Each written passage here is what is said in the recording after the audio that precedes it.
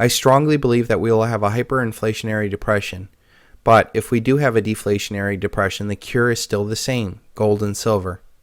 In either a inflationary or deflationary case, the unsustainable fiat world stops, and the entire complex debt-based system collapses.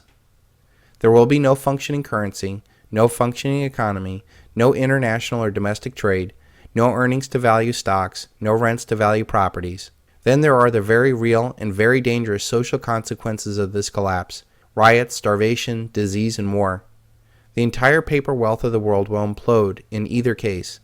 The only choice they have is how long and how much energy are the criminal elite going to put into sustaining the unsustainable.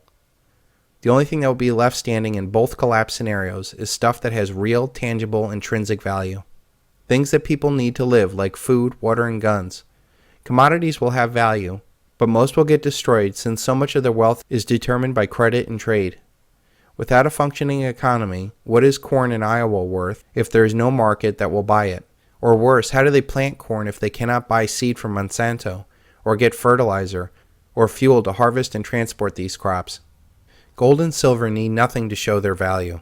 They are worth something simply because they are rare and have uses. I believe a collapsing credit market may actually catapult gold and silver by eliminating major players that have held gold and silver down through paper manipulation schemes. It may also help the gold and silver market as people lose faith in all of their paper assets and rush into the very small precious metals market. For argument's sake, say we do have a grinding deflation, and the nominal price of gold and silver does go down.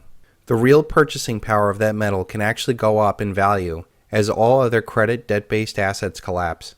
For example, we could get a market that has no credit available, or mortgage rates are close to 24%, and maybe only available for shorter, more rational terms like 10 years. What do you think the value of your house will be relative to silver? What would the economy and the job market be like if someone could actually even afford that property? What do you think that would do to the thousands of other properties that are going to be flooding the market? What do you think of all that debt that's tied to it? What do you think it is going to do to property taxes as towns become desperate to find money? You could easily see a house that once sold for $300,000 sell for only $30,000. Silver, on the other hand, might go up because of the rush into real tangible value, but let us just say it does go down from $30 by 70% to $9 an ounce. The ratio to buy that house went from 10,000 ounces of silver to buy that $300,000 house to now 3,333 ounces to buy that $30,000 house. That is a huge increase in real purchasing power during a deflation. And if we do get that kind of crushing deflation, people will walk away from their houses in magnitudes more than what we've seen already in the 2008 housing crisis.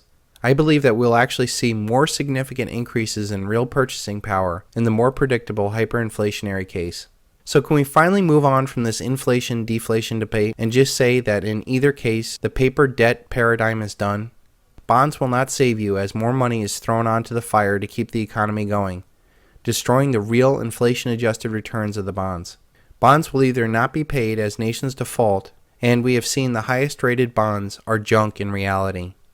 This is not a shift from the equity to the debt markets. It is a shift from paper wealth to real wealth. Nothing will stop this train, and only those that can see it coming will be able to prepare for it.